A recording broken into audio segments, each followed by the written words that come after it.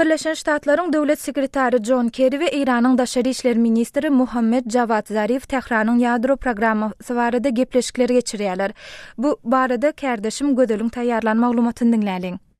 Birleşen Ştatlaryň döwlet sekretary John Kerry we Iranyň daşary işler ministri Muhammed Javad Zarif Tehranyň ýadro programmasy boýunça gepleşikleriniň ikinji gününi geçirýärler. Olar Iranyň we dünýäniň iň kuwatly 6 döwletiniň arasynda gelinen çäkli ulalaşygyň ketgetlen wagt möhleti dolýança bar bolan boşluklary adaltmak maksadyny öz öňünde goýýarlar. Kerry we Zarif Birleşen Ştatlaryň energiýa boýunça sekretary Ernst Moniz we Iranyň ýadro meseleleri boýunça ýol başçysy Ali Akbar Salehi bilen bilelikde 23 fevralda Jenewada ýene-de duşuşup, mundan bir gün geçirilen gepleşiklerini ýene dowam etdirdiler. Ýewropa Birleşiginiň daşary işler gullugynyň syýasy müdiri Helga Schmidt hem duşuga gatnaşdy. Birleşen Ştatlar, Orsiýet, Hytaý, Britaniýa, Fransiýa we Germaniýa Iranyň ýadro programmasyny çäklendirmek barada Tehran bilen ulalaşyga gelmegiň ugrunda tagalla edýärler. Günbatyr hökümetleri Iranyň ýadro programmasynyň ýadro ýaragyny öndürmek üçin niýetlenmeginden howatyrlanýarlar. Iranyň ýadro programmasyny çäklendiren ýagdaýynda ykdysady sanksiýalaryň azaldylmagy teklip edilýär. Geçen ýylda ketgetlenen 2 wagt möhletiniň geçmegi bilen 6 dünýä lideri we Iran martyň aýagynda çäkli ulalaşyga we 30-njy ýylyna çenli doly ulalaşyga gelmäge çalyşýarlar. Reuters täzelikler agentligi Iranyň wezipeli resmiýetine salgylanyp, iki tarapyňda bar bolan meseleleri çözmeginiň ehtimaldygyny habar berdi. Boşluklar heni saklanýar we gepleşik geçirýänler umumy nokatlara ýetme ugrunda berk tagalla edýärler diýip Iranly resmi gepleşikleriň geçişini gowy emma ören çylşyrymly diýip häsiýetlendirdi. Reuters'yň maglumatyna görä döwlet departamentiniň resmiýeti gepleşiklerde meselelerin ählisiniň diýen ýaly gozgaljakdygyny aýdypdyr. Iranyň ýadro programmasy boýunça 10 ýyl bäri dowam edýän dawa ýakyn günde ordaky dartgynlygyň üstüne goşulypdy we täze uruşyň döremegi baradaky gorkulary tutaşdyrypdy. Iran öz ýadro programmasynyň diňe parahatçylykly maksatlara gönükdirilýänligini, şol sanda energiýany öndürmek üçin niýetlenýänligini aýdýar. Emma Tehranyň urany baýlaşdyrmak boýunça alyp barýan işleri Günbatyrda we Birleşen Milletler Guramasynyň atom energiýasy boýunça halkara agentliginde aladalanma döredýär. Kesýetlenen wagtyň möhletiniň dolýan pursadynyň golaýlamagy bilen diplomatik aktivlik hem güýçlendi. Gepleşiklere gatnaşýan 7 ýurduň resmiýetleri 22 fevralda Ýewropa Birleşiginiň Jenewadaky missiýasynda geçirilen 90 minutluk duşuşa gatnaşdylar. Birleşen Ştatlaryň prezidenti Barack Obama gepleşikleriň dowam etdirilmegi üçin döwpli esas bolmasa olaryň dowam etdirilmeginiň manysızdygyny aýtdy. Iranyň daşary işler ministri Zarif, prezident Hassan Rouhanyň kiçi we gysga möhletli ulalaşyga ýa-da dürli ýoldan çemeleşip bolýan giň derejeli ulalaşyga razy bolmajagyny ma'lum etdi. Obama öz ýurdunda we Israýlyň premier ministri Benjamin Netanyahu tarapyndan basyş astynda. Netanyahu Iranyň ýadro ýaragyny öndürmeginiň öňüni almagy ukypsyz bolan islendik ulalaşyga garşy boljagyny duýdurdy.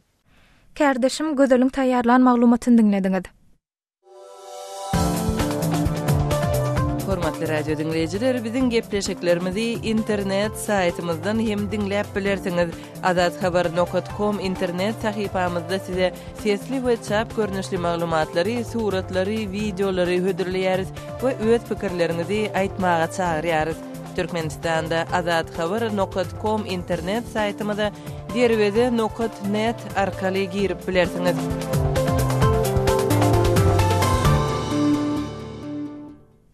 Habarlar günlük programmamyzda Türkmenistana degişli maglumatlarymyz bilen dowam etdirýäs.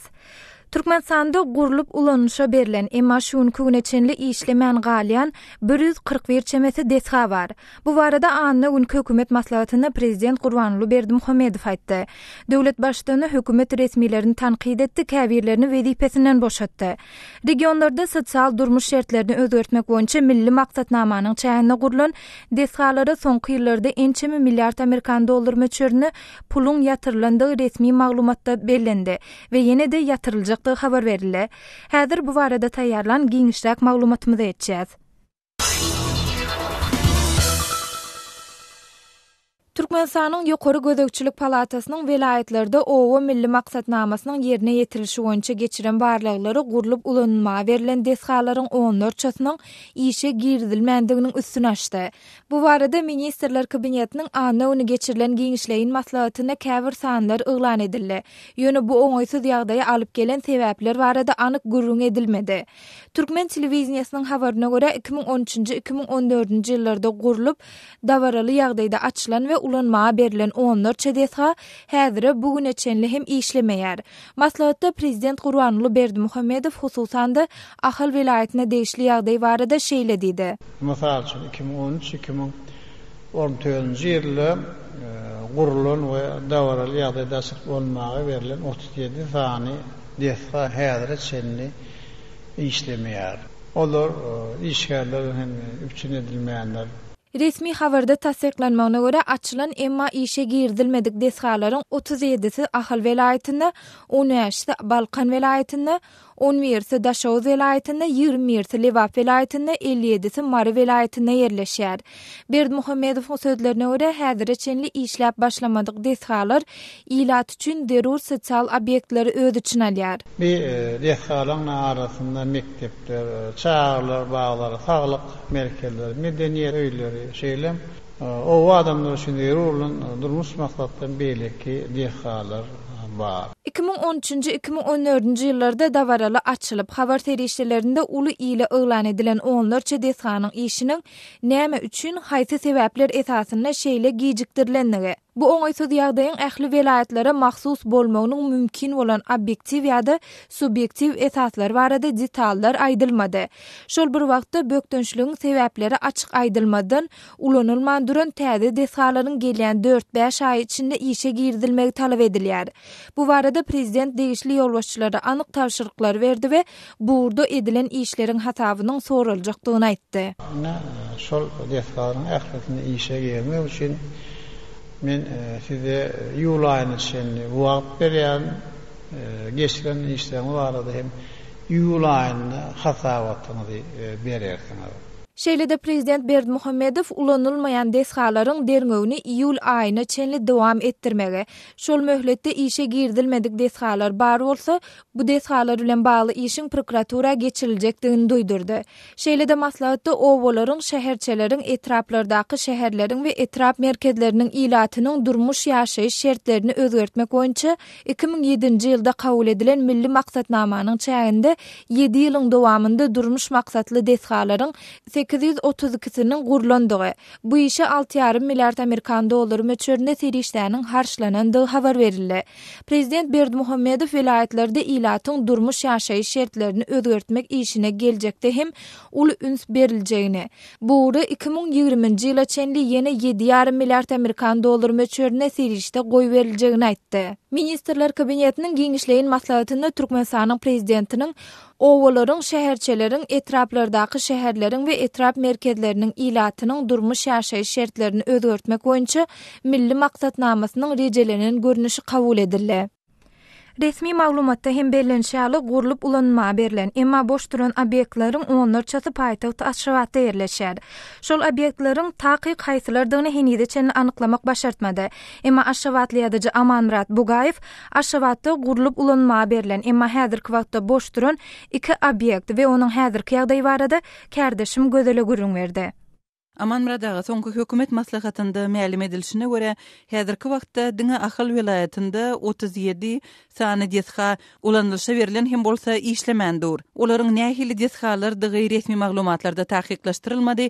Şeýle boş duran nähili obyektler ýadyňyza düşýär. Men paýtaxtda görün hemde härisini görýän käbir binalarymyň gurrunly deýin. Olardan ilkinji Aşgabat şäheriniň Demirgazygynyňky çogully pasiýologyny bina edilen halkara awtowagzal. Bu bina juda owadan bina. Bu obyekt kaçan ulanylşa berildi we ol häzirki ýagdaýda nähili ulanylýar?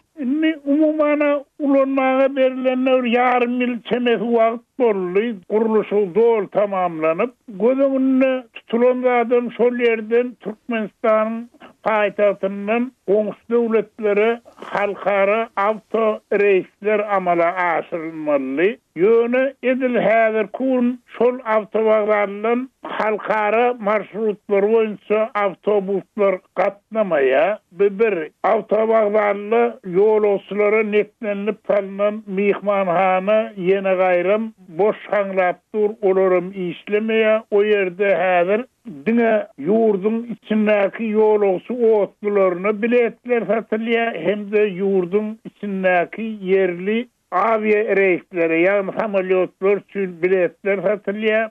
Olaram umuman barmak bu kütüphananında. Ona yakın otalı işleyen şol giden ulu imaratta kararını entek boş yapıktır ullanılmaya. Men yan katı ovadan bina deyip yövdüm. Ovadorluğuna söz yok. Gönü şu binanı sarallarına göçeyen çağelerin ağalanlığın orruk orta arasında salınan sahel şemal olsa halkara binan edil özüne de ona etdiyen yollara da çağa sırap dur. Aman biradaga yine boş duran nähili binalar gözüňize ildi şugun. Men edil şunem soňky yarım ýylda gözmeýlen boş duran binalardan biri bir Aşgabat şäheriniň günorta günnogoruna bina edilen Garastylyň 15 ýyllyga atly Bazarmyň ilçindäki ýörgürlärdi Aptowoy Bazarym diýip aýdýarlar, ullanýarlar. Ine şol Bazaram 13-nji 14-nji ýylyň aýagyna selli diýen ýaly ýapyk durdy. Doly rekonstruksiýa edilýän o ýerde 100'e ýakyn magazin, dukan bolan bolsa, olaryň sany 4 denem köperli. Bir de owadan bina ýöne şu sol 4 ýyl töwregi dukan zaýynyň bolmanyna 10% ýakyny boşdur. Aman biradaga şol siziň agdan binalaryňyzyň boş durandygynyň sebäpleri bilen gyzyklandyňyzmy? Boş duranyň sebäbi birinden aşa zaýlaryň töleg narhy, ýagny kärennesine alıp bulunýanlygy üçin tölenmeli. Kärenne tölegi, töleg narhy muzy juda ýokary diýip aýtdylar. İkinciden narhlaryň ýokary galýanlygy üçin alyjylaryň da şol narhlardan haritler satyn alma mümkinçiliginiň az bolanlygy üçin öň işläp duran dukanlara da barýan alyjyň müşteriň sany barha azalýa. Ine şol üçin hem adamlar söz aýlary kärennesini almaga magazin zaý hukmyna ullanmaga çekinýärler. Ne şu sebäplen söwda bilen meşgullanma höwes edýän kän bolsa da söz aýlary almaga milt edýärler juda az. Kardeşim Gödölüň Aşgabatly ýa-da Jaman Murat Bogaýew bilen geçiren söhbetdeşligini diňlediňiz. Hormatly dinleýijiler, Türkmenistanda gurulup ulanma berilen 141 deshanyň işe girdilmezligine siz nähili araýarsyňyz? Şeýle deshalardan siziň ýaşaýan ýeriňizde hem bamy?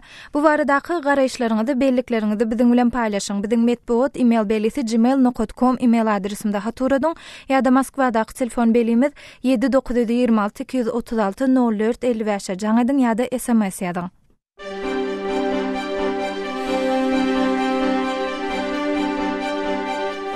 Qadarly dinleyijiler, siz Azatlyk radiosyna informasiýa, maglumat bermekçimi? Wey diýen wey wasyp ýatyr, ot diýen ot wasyp ýatyr. Neber suwlaryň barýan ýerleriň işini çeýreden atda. Her getdanyň 1 toniýa 500 kilo palta alýandyr, ýa-şonam alýan näler şoladyň. Şikaýatyňyz barmy? Bizde deputat saýlandan biz onu tanamyz ýok, kimliginden bilemiz ýok. Şo deputat adamy tanamyz ýok, hiçle kömegem ýok. Derdiňizi köpçülüge ýetirmekçimi? Itiň ummatlygyň sebäbim şu meydanlarda mallar hor diýip gurrunma. Biziň Moskwadaky 7 926 236 04 55 nomerli telefonumyza jaň edip sesiňizi, eger biziň jaň etmegimizi isleseňiz, öz nomeriňizi ýene bir gezek gaýtalaýaryn. Moskwadaky 7 926 236 04 55 nomerli telefonumyza galyp hem SMS ýollap bilersiňiz. Azatlyk radiosynyň Skype adresi Azatlyk radiosi goşulyp ýazylýar.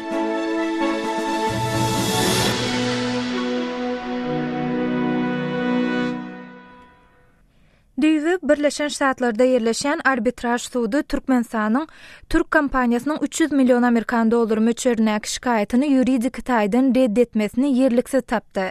Sehil Türk kompaniýasy Türkmenistanyň çykarlandan soň Türkmen hökümetiniň öz emlägini ele geçirendigini we özüne bermeli garzyny tölemändigini aýdyp Aşgabatda arbitraj suuduna şikaýat edipdi. Sehil Türkmenistanda dürli pudoklarda iş alyp baran we soňra Türkmen hökümeti tarapyndan ýurtdan çykarylan 25 Türk kompaniýasynyň biridir. Olaryň ählisi bilelikde Türkmenistanyň özlerine 1,5 milyard Amerikan dollary çemesi bergisiniň bardygyny aýdýarlar. Bu kompaniýalaryň käbirleri Türkmenistany suuda berdi we käbirler bolsa inni suuda bermeyi planlaşdyrýar. Adatlyk radiosu bu maglumatdan soň Türkmenistany arbitraj suuduna şikaýat eden ýa-da şikaýat etmeyi planlaşdyrýan 25 Türk kompaniýasynyň biri bilen habarlaşyp söhbetdeş boldy.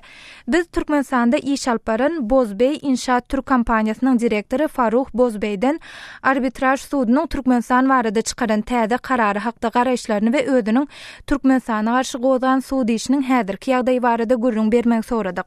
Häzir şol söhbetdeşligimizi etjäs. Türkiýanyň Sehil guruluşy kompaniýasynyň Türkmenistan bilen bagly ISIT ýagny investisiýa dawalaryny çöden halkara merkeziniň tribunalyndaky dinlenişiň nowatdaky tapyrynyň netijesindäki iň möhüm maddalar siziň pikiriňizçe nämelerden ibaret? Şimdi Sehil İnşaat firması davası uluslararası ISIT Sehil guruluşy kompaniýasynyň dawasy agzalan şol suudda dowam etýär. Ol türk şirketler tarapyndan Türkmenistana garşy açylan iň uly dawa diýilip hasaplanýar. Gürrüň edilýän maýanyň möçberi 450 milyon dollar töweregidir. Kararyň iň möhüm maddasy şundan ibaret. Resmi Aşgabat Türkiýe bilen aralarynda goýulan maddalary goramak goýunça ilalaşyga esaslanyp Türkmenistan bilen baglanşykly suud işleriň ilki bilen Türkmen suudlarynda garalmagyny, ondan soňra daşary ýurt suudlaryna gidilip bilinjegini aýdyp halkara suudlarda türk firmalar tarapyndan açylan dawalara garşy çykyp gelýärdi. Sehil guruluşy firmasynyň dawasy bilen baglanşykly Türkmenistanyň bu şikaýaty reddedildi. Bu karar gaty möhüm sebäbi bu mundan beýlek geçiriljek şeýle dinlenişikler üçin hem esas bolup hyzmat eder. Bilişiňiz ýaly häzirki döwürde diňe türk şirketler tarapyndan Türkmenistana garşy açylan suud işleriň sany 25 töweregi we Türkmenistandan talap edilýän algynyň mukdary bolsa 1,5 milyard dollara barabardyr. Türkmenistanyň indi bu meselede garşy çykmagy hukugy ýok. Yani Türkmenistan artık böyle bir itirazda bulunamayacaktır. Bu yönden çok önemli. Bu netije gürrüň gidýän beýleki 25 firmanyň nukdaý nazaryndan näme aňladýar? Ýagny Türkmenistana garşy suud işini gozgan beýleki şirketleriň işine nähil täsirini ýetirer? Şimdi bunun etkisi katkısı bütün diğer şirketler, Türk şirketleri, davacı. Bu halkara suud tarapyndan çykarylan karar bolan üçin beýleki suudlar hem şundan ugralar diýip pikir edýär. Bari bir beýleki suud işleriň köpüsi hem şol karary çykaran suudda dowam edýär. Diýjek bolýanym beýleki dinlenişikler hem Dünýä Bankyna degişli şol suudlarda dowam edýänligi sebäpli Türkmenistanyň şol madda boýunça şikaýatyna indi ähmiýet berilmez. Suud dinlenişikleri dowam eder. Öňümizdäki aý mukdary 300 milyon dollar töweregi bolan beýleki bir işe garalmaly. Ol 9-njy martda başlanýar. Aprel aýynda mukdary 95 milyon dollar töweregi bolan beýleki bir suud dinlenişigi başlanjak. Şol dinlenişikleriň ikisi hem Sehil guruluşy firmasynyň dinlenişigi geçirilen suudda bolmaly. Bu bakımdan Türkmenistan yapacağı bir şey yok. Bu paraları ödeyecek. Sizin gozan suud işiniz häzirki wagt haýsy tapyrdy? Benim davamda da benim davaya Türkmenistan mahkeme masraflarını ödemedi. Meniň işim edile häzirki döwürde tokdady sebäbi Türkmenistan tarapynyň suud çykdagylaryny hem meniň tölemek meselediler. O wagt meniň maliýe ýagdaýym gowy bolmanlygy sebäpli şol talaby kabul etmendim. Men yeterlik serişde topladym we suud dinlenişigi gaýtadan açmagy planlaşdyrýaryn. Meniň işim hem edil şol suudda geçiriler. Meniň Türkmenistana garşy suud işimiň möçberi 62 milyon dollar töweregidir. Hiç fark etmez. Benim davanın da miktarı 62 milyon dolar. Sizin gozan suud işiniň detallary hakda hem gysgaçyk maglumat beräýsiňiz. Benim davam ben Türkmenistan'da Türkmenbaşı Uluslararası Vakıf. Meniň şirketim Türkmenbaşynyň halkara fond bilen birlikde iş alyp barýardy. Şol fond bize 5000 hektar ýer beripdi. Şol ýerde biz paxta ekdik we karhana gurdyk. Buğday emekdik we un çykardyk. Buğday halka satyldy. Paxta ýagyny öndürip satdyk. Paxtamyzy daşary ýurtlara eksport etdik. Bu eksportdan Türkmenistana dolar girdi. Alyp barýan bu işlerimiz salgytdan boş diýip ilalaşypdyk. Aradan 5-6 ýyl geçen soň bana sen salgyt tölemeli diýdiler. Hatta mundan ozalky ýyllar üçin hem salgyt tölemegmi talap etdiler. Biziň girdejimizin bary bir 30% türkmen maşynyň fonduny tölenýärdi. We salgydyň müçberini hem 55% diýip kesgitlediler. İkisini jemläp alanyňyzda şirketimizi girdejisiniň 85%-ny hökümete tölemeli etdiler. Munyň ýaly şertlerde işlemek üçin bir adam däli bolmaly. Şirketimizden salgyt almaly däl diýilen dokumentler bar we girdejimizden 30% paýyny bolsa hökümete töläp geldik. Emma sözümi dinlemediler. We tölejek däl diýsem 15 ýyl iş kesip türmäge basdylar. Tejende we bayramalda yatyp çykdym. Ahir Türk hökümeti ara girdi we meni 18 ay saklap boşatdylar. Türkiýe dolanymdan soň elimden alınan şirketim, enjamlarym we beýleki ýetgilerim üçin 62 milyon dolarlyk sudy işini gozgadym. Türkmenistan bu puly hökmen tölemeli. Başga çykalgasy ýok. Hemmenden %30 pay alıyordu devlet, vakıf. Bozbey İnşaat Türk kampaniýasynyň direktory Faruk Bozbey bilen geçiren söhbetleşigimizi dinlediňiz. Hormatly dinleyijiler, bu baradaky pikir garaşlaryňyzy ýa-da bellikleriniňizi biziň bilen paýlaşmak isleseňiz, biziň medbuat email belisi gmail.com email adresimizde hatur edip bilersiňiz. Azatlyk radiosyny indi dünýäniň tunein.com internet radio ulgamy arkaly hem göni efirde dinläp bilersiňiz. Radiomuzy tunein.com saýtyna girip gözlek bölümünde Azatlyk diýip ýazyp tapyp bilersiňiz. tunein.com ulgamynda türkmen dilinde maglumatlary berýän ýeketäk radiony Azatlyk radiosyny dinlemäge çagyrýarys.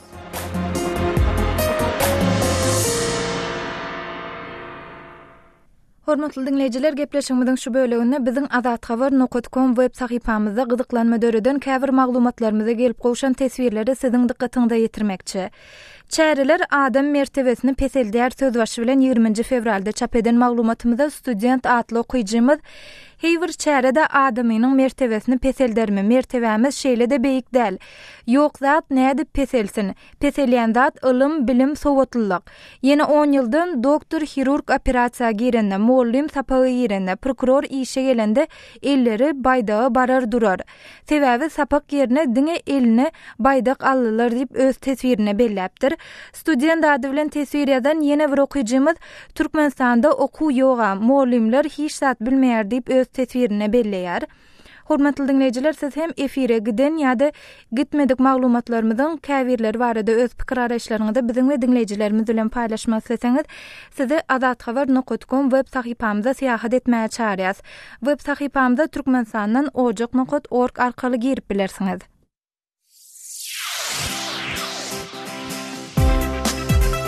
Hormatly dinleyijiler, Azatlyk radiosynyň maglumatlaryny kontakty sosial ulgamynda hem izarlap bilersiňiz. Ol ýerde ýurduň içinde we halkara arenasyna bolup geçen wakalary bilermenleriň pikir araşlaryny okap izarlap bilersiňiz. Şeýle-de kontakty arkaly biziň bilen habarlaşyp, maglumatlaryňyzy hem galdyryp bilersiňiz. Biziň kontakty sosial ulgamyndaky sahypamyzda Azathabar salgysynyň üstü bilen tap bilersiňiz. Gaýtalaýarys. Azatlyk radiosynyň bu kontakty sosial ulgamyndaky sahypasyny gözlek bölümine Azat Habar ýazyp tapyp bilersiňiz. Hormatly dinleyijiler, şunuň bilen habarlar günnälik programmamyzy geçirip oturýas. Gepleşigi Pragdaky studiýadan men Sahra alyp berdym. Saatlar ketmeden soň gepleşigimi de ýazgyda dinläp bilersiňiz. Tolkunlarymyzdan aýrylmaň.